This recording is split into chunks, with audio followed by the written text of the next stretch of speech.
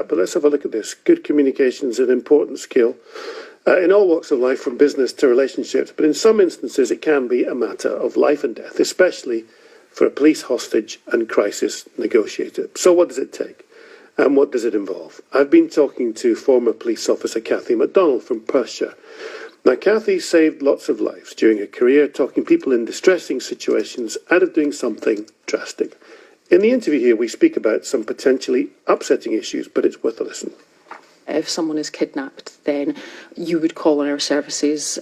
If there's someone in crisis, exactly the same thing. We would be there. Wherever there's a communication necessity or a communication block that needs unblocked, then you would call on us to try and help.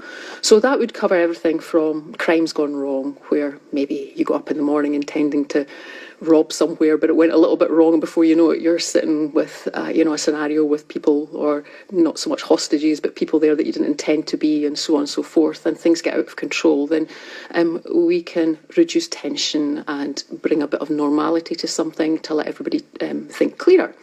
And so the whole spectrum, right from the kidnaps through to crimes gone wrong, siege situations, and the most common thing we were deployed to is suicide intervention. Every weekend there's a negotiator somewhere in Scotland out trying to help someone who's in a personal crisis. And that's probably where our communication skills are put to the test and routinely used consistently. You did warn me before we chatted that there are things we can't talk about. Yeah. What can you talk about then when it comes to these very difficult situations where either someone's taken a hostage where they don't mean to, or someone wants to take their lives when they don't? Sure. I don't know what the word is. They've got to a stage where they're thinking, I can maybe change my mind here. How do you approach these things? A lot of time, if we consider a suicide intervention, something that was consistent with the majority, not them all, but the majority, is that people tend not to really want to die. They don't really want to take their life, but they're looking at on as a solution, and the last solution, because in their experience they've tried everything and nothing's worked, and they're in so much personal crisis and turmoil that this seems the logical next step. And if you consider it, if they had a line of communication where somebody was actually able to listen, where they were able to explain how they felt, and be allowed to try and work out their problems. And we don't solve problems for people, we just clear the path for communication. And if they're given that opportunity, they can sometimes talk about things and work it out themselves. Now, sadly, by the time we're called, things are at a critical position, especially when someone is on a high place. So it's simply a matter of giving that person space, trying to reduce the emotion of it all, and giving them an ear that they've perhaps never had. And that's one thing when we spoke to people afterwards that we were involved with when it came to suicide intervention, we were often the first people that they had ever felt had properly listened to them. So when it comes to that, good communication is a solution there. It's not that someone really wants to take their life. Sadly, there are some who see it as a complete solution and make a choice too, and quite a logical and calculated decision to end on their terms. And that's very hard to manage. But yeah, in general terms, that's where we are. I suppose I could probably tell you about one that was very early. On my way down here today, I was thinking about what can I share and what can't I share. And probably one that, it was before I was formally trained as a negotiator. I remember one situation. I was a very young police officer, and we were called to a gentleman, an elderly gentleman who was terminally ill with cancer. And he had decided that he wanted to take his own life. And when we got there and he explained his story, I actually thought, I get you. And this one taught me an awful lot, because I didn't want to agree with him. Of course, my fundamental role is to save a life. I can't play God here and say, yeah, go ahead or not, but I'm going to try my very best. And when he agreed that it wasn't time for him, and when he was reunited with his wife, now they were so elderly in my eyes at that point. In fairness, I was 20 or something, and everybody seemed a lot older. But when they were reunited, there was so much love and connection there. And I thought, do you know what? In a year's time, they probably would have given their eye teeth to have one more day with each other. And seeing them connect probably put a fundamental thing that, do you know what, if you can do all you can just to give someone one more day, then that's worth doing, and doing it properly without your own thoughts. And that's probably where the don't judge, don't work on your opinions, just do your very best to help someone see a different route. I don't know, does that make sense? Yeah, it does, but I'm talking to you and I'm just trying to imagine, and I can see you're the kind of person that sees other people's points of view, and that's what makes you good at what you do, but doesn't it also prey in your mind, and afterwards, are you not sometimes completely chewed up by what you've done because you've given so much? You've not thought about yourself. You're going, tell me about you. Now, how can we help you? And whatever the other routes you've got. Does that not exhaust your mind? There are times when you're exhausted, especially situations that go on for sometimes days, not just hours. And it is exhausting. But I think that's partly getting the right people in the right role.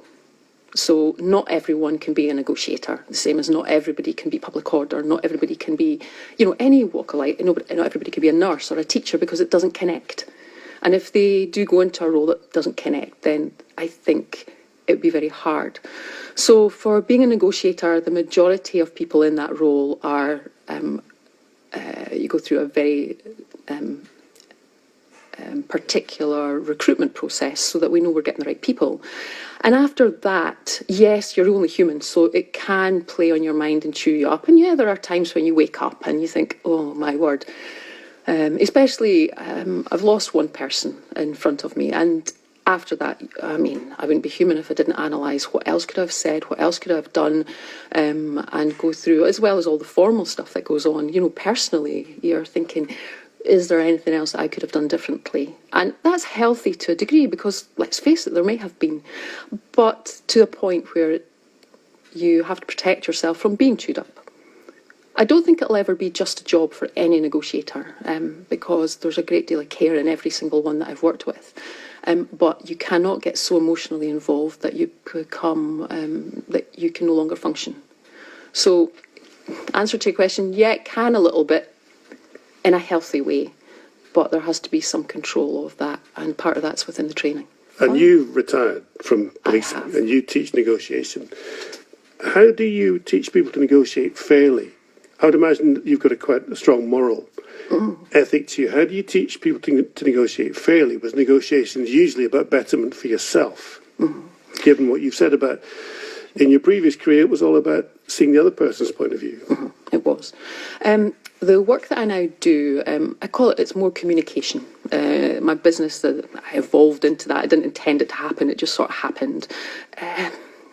I start with the foundations of communication. I basically give people, here are the things that, if you actually are a good communicator, you naturally do some of these anyway, but it's quite good to know the science behind it as to why. So I help people recognise the foundations of good communication, and those that I feel that they're lacking in it, then I coach them in that.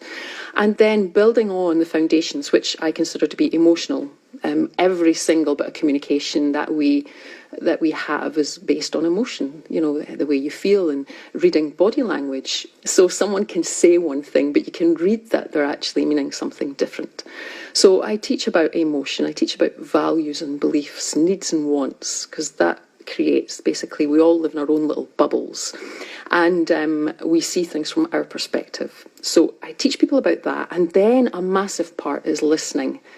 Listening differently. And, I'll ask, when were you ever taught to listen?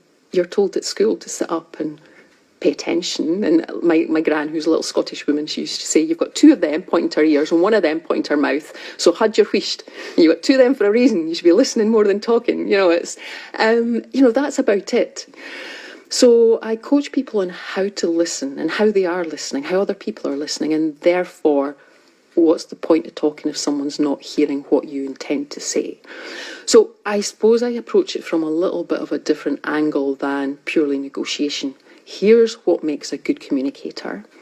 And here's some tactics that'll help you with challenging conversations. One last question. Now, you've been involved in, was it a pirate ship negotiation?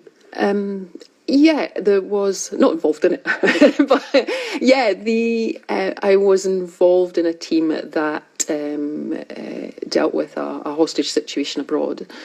And I suppose I would describe it as our own Captain Phillips, if you think of the Tom Hanks film, yeah, Captain Phillips. And that was exceptional. And you're right, I can't tell you tons about it, but as far as the highlight of my negotiation career and potentially my whole policing career, then him coming home was exceptional. And we don't always meet the people we negotiate for or negotiate with. And I was able to meet him, and that was a very special moment. And I have to say that I had to use every bit of control to keep my composure when I saw him, and that's something you learn, is how you control your own emotions.